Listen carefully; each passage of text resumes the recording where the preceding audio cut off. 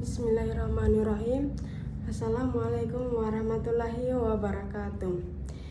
Perkenalkan, nama saya Nur Asliati dengan NIM 230405500028. Saya dari jurusan Pendidikan Khusus kelas C PKH.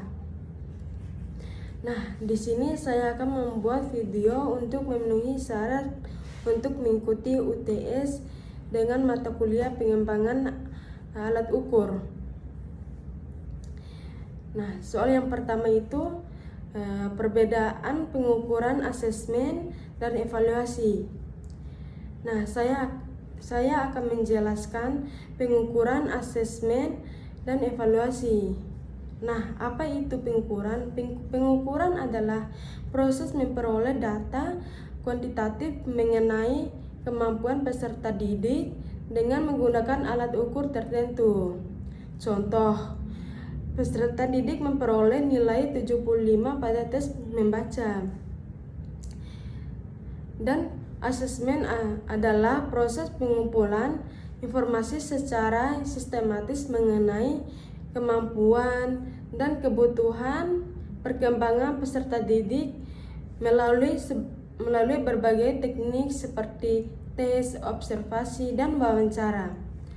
Nah, evaluasi adalah proses menilai hasil asesmen untuk menentukan tingkat keberhasilan pembelajaran atau program pendidikan yang telah dilaksanakan. Nah, soal yang kedua itu pengembangan alat ukur dalam pendidikan khusus dan urgensinya.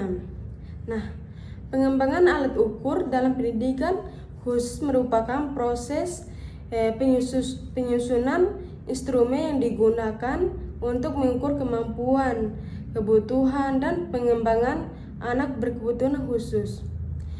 Nah, urgensinya dalam layanan pendidikan ABK ada 3, yaitu yang pertama mengetahui kemampuan dan hambatan peserta didik, dan yang kedua itu menentukan program pembelajaran yang sesuai dengan kebutuhan anak.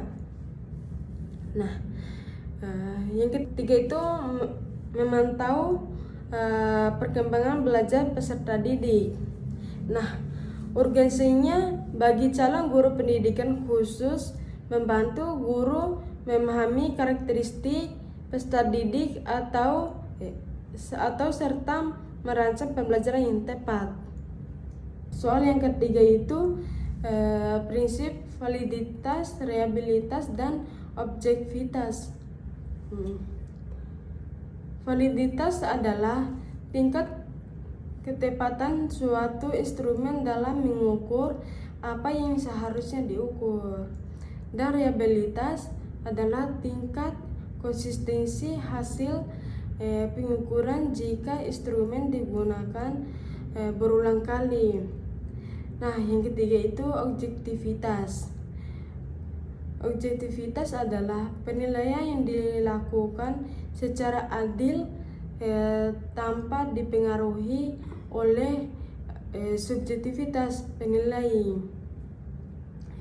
Ketiga, prinsip ini penting agar instrumen menghasilkan data yang akurat, konsisten, dan dapat dipercaya. Nah, soal yang keempat itu pengembangan instrumen aspek sosial pada anak autis.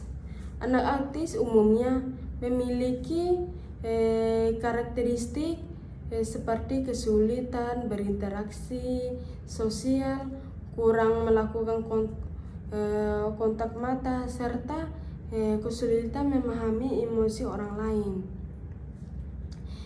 Aspek yang diukur ada 3, yaitu interaksi sosial, komunikasi sosial, dan respons terhadap lingkungan sosial. Contoh indikatornya itu yang pertama itu anak mampu melakukan kontak mata saat berinteraksi. Yang kedua itu anak merespons ketika dipanggil oleh guru atau teman. Dan yang ketiga itu anak mampu bermain atau berinteraksi dengan teman sebaya. Nah, soal yang kelima itu butir instrumen tidak dipahami peserta didik. Penyebabnya itu bahasa terlalu sulit, kalimat terlalu panjang, atau tidak sesuai dengan kemampuan peserta didik. Nah, dampaknya itu peserta didik salah memahami pertanyaan sehingga hasil asesmen menjadi kurang akurat. Dan solusinya itu menggunakan bahasa yang sederhana, membuat kalimat yang lebih singkat dan jelas, serta menyesuaikan instrumen dengan kemampuan peserta didik. Mungkin itu saja yang bisa saya sampaikan. Mohon maaf apabila ada kekurangan dan kesalahan saya. Billahi taufiq wal hidayah. Wassalamualaikum warahmatullahi wabarakatuh.